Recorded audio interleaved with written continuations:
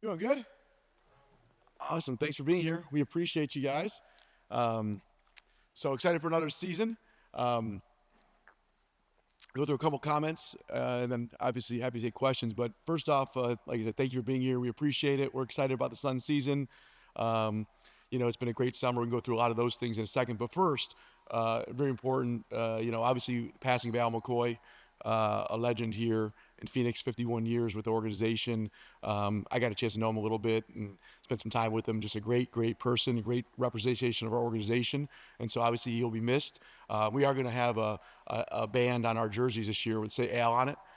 So that will be out and to commemorate, his legacy a little bit, so we can always remember him and think about him for the whole season. So you guys will be aware of that.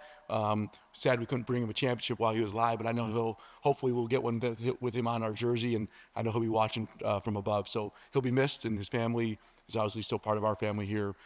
So that's the first thing I wanted to address. Second, the summer was great. I'm talking about the Suns in a second, but the Mercury summer was great too. The Phoenix Mercury, obviously WNBA All-Star game was great. We had 3 gold medalists with the Mercury. We more than doubled our win total, went up to 19 wins, played in the playoffs. Now we're getting ready for the next season. And so we're really proud of the summer with the Mercury. And then with the Suns, I thought it was an amazing summer. So, last time I talked to you guys after the season, obviously we were all disappointed with how the season ended. I think we had an amazing summer. A bunch of different things we can talk about. Let's first start about 2 of our superstars being not only gold medalists, but also key parts of the gold medal team. The stars out there doing some amazing things. Devin and Kevin were both awesome. I got a chance to go over there and watch them along with the women play the last couple of games over there, which was really great. And so that's a real great symbol of the Suns, and seeing 2 of our superstars bring home the gold for our country was really cool.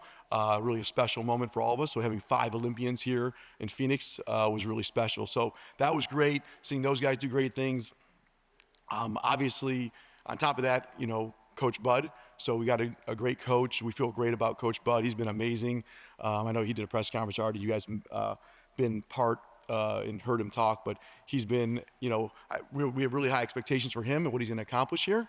And to be honest with you, he's exceeded those so far, and we haven't started yet. So, but we still have a lot of things to do. But everything he's been doing, the details, the leadership, the execution, super, super happy with Mike and Coach Bud. I easily call him that from now on. But he's just been great, and a great leader, great CEO of the organization from the basketball part, and doing great things. So love having him. I think that's going to be a big difference the way he plays. I know he'll be up here later. He'll talk about basketball stuff with you more. But once again, that's a big part of our summer. The other big part of the summer to remember is part of our strategy, and James does an amazing job. Josh does an amazing job about, retaining our free agents. So obviously, Grayson was at the end of last year, but Grayson, Royce, Josh, Bull, Damian, Lee, all these guys coming back, wanting to be back. Those are the guys we wanted to bring back. They wanted to come back. We brought them back, and they understand what we're about here. So that was really important to us. And then obviously going out, getting 3 great free agents, Mason, Monte, and then of course Tyus as well.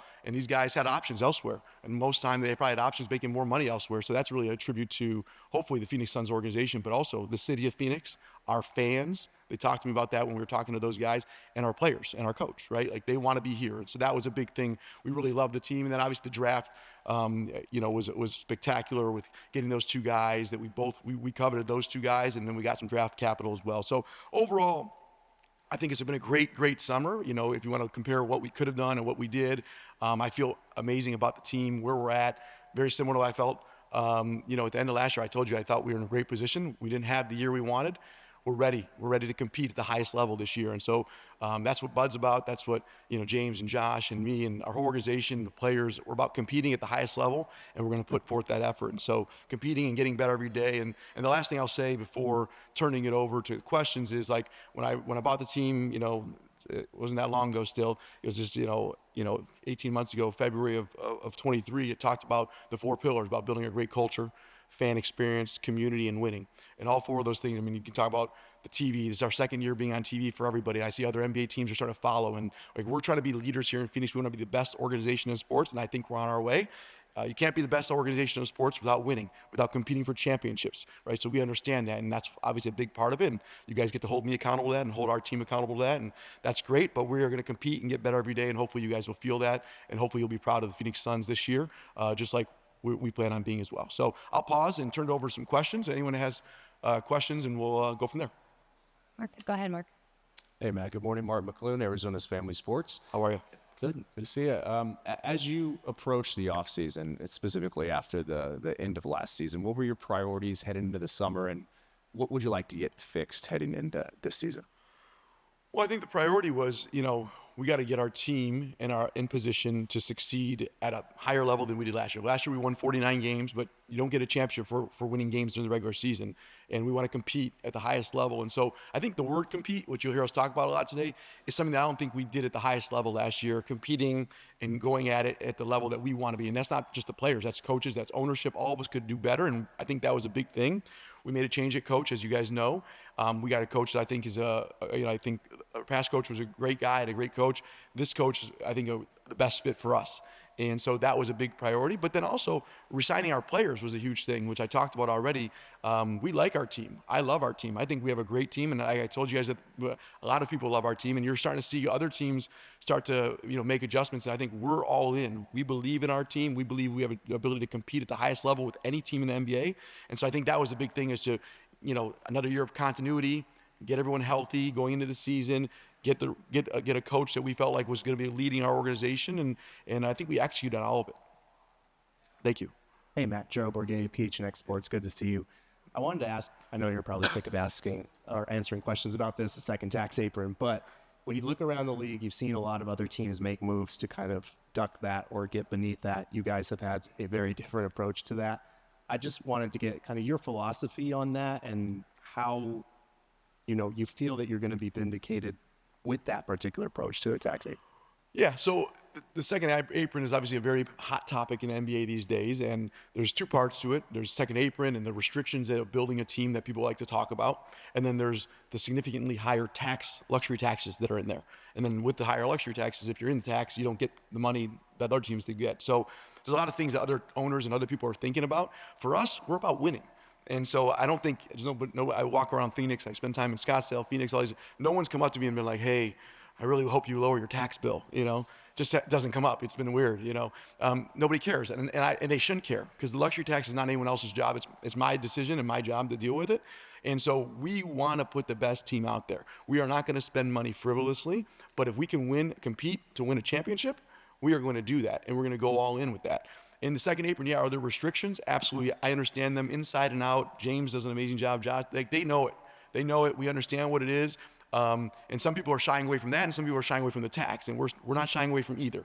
And how am I going to be vindicated? Well, there's only one way to say we had a lot of success, and that's win a championship. And we're going to compete and get better every single day here in Phoenix to go for a really lofty goal. And so we're not, being in the second apron. I don't know if there's a vindication. The truth is, we're going to have to deal with that stuff.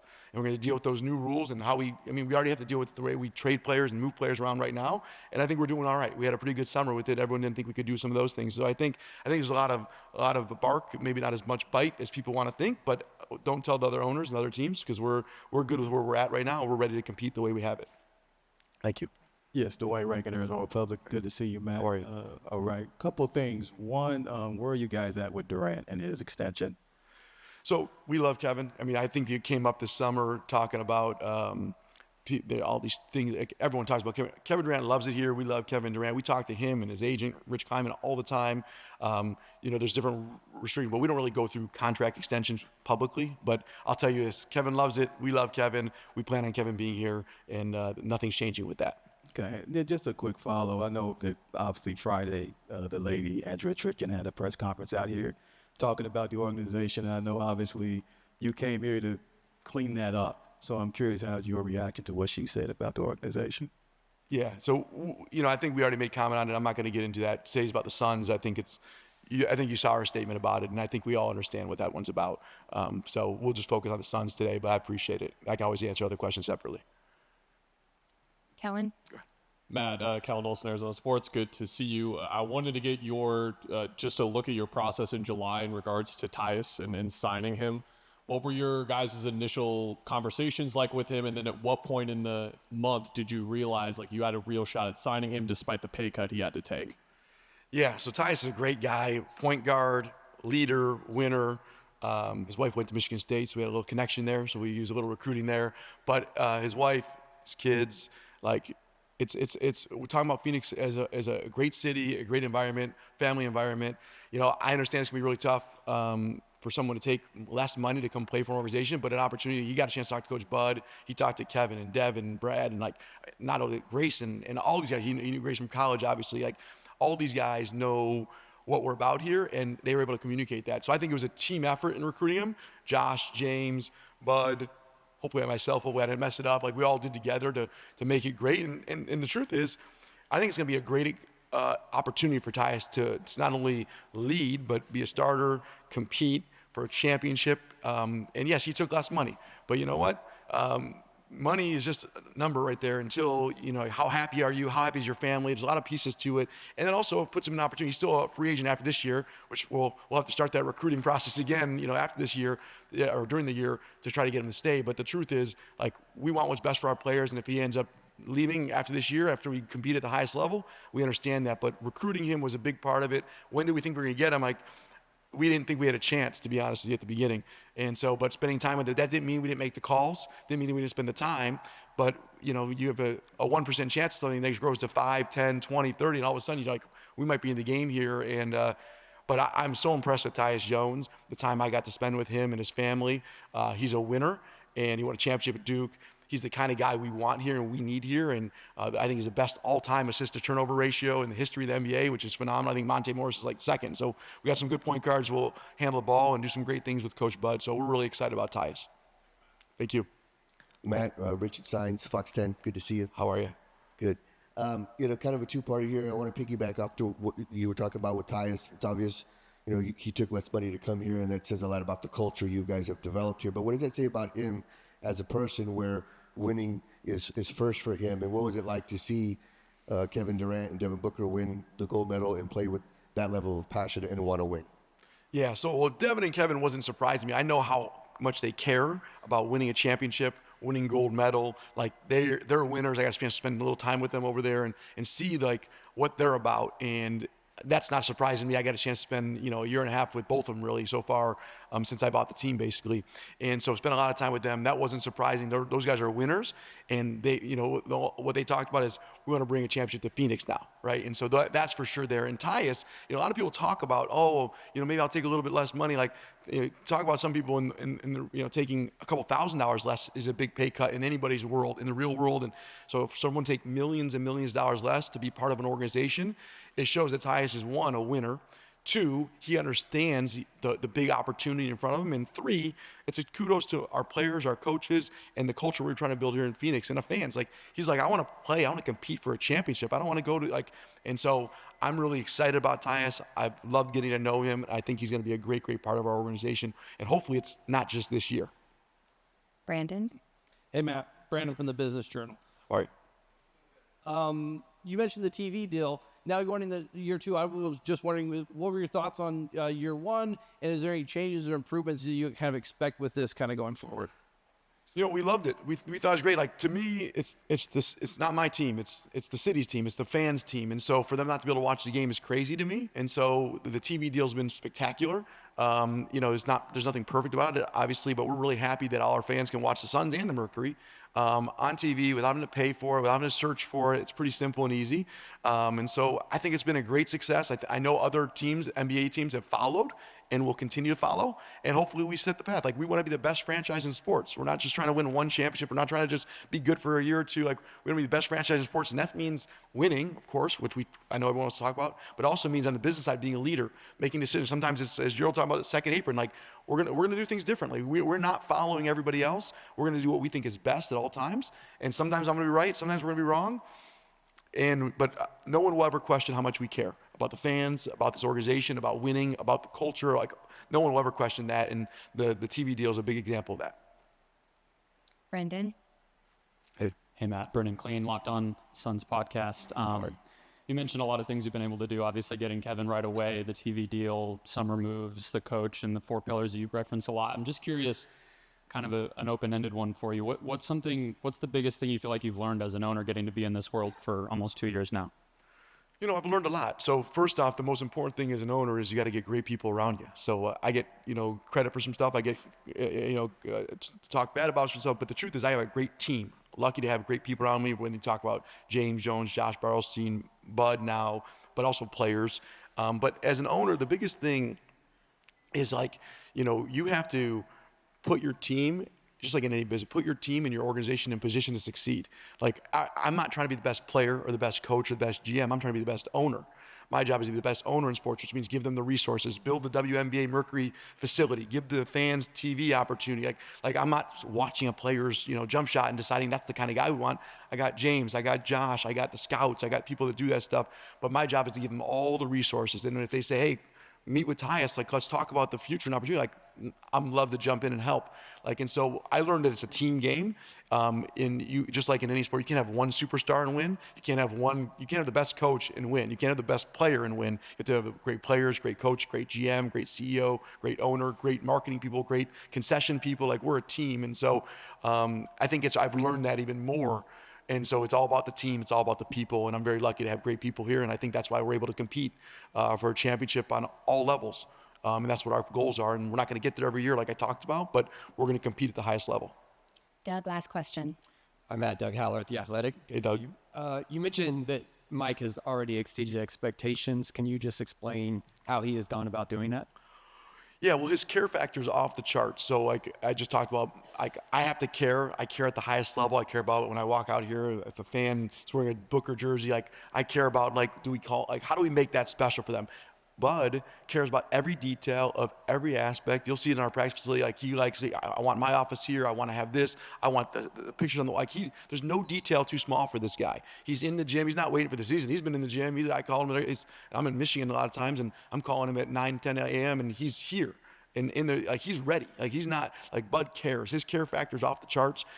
He's a wonderful man, an extremely hard worker. He's also the leader.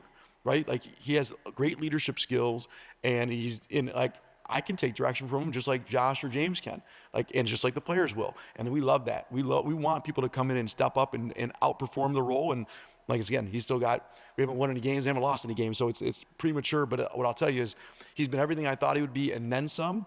He set expectations, he's executed, he's done everything we wanted and then some. And so he's been a great fit. And I'm excited for you guys to see him through this season and beyond. Thanks, Matt. Great. Thank you guys. Appreciate it. Thanks, everybody.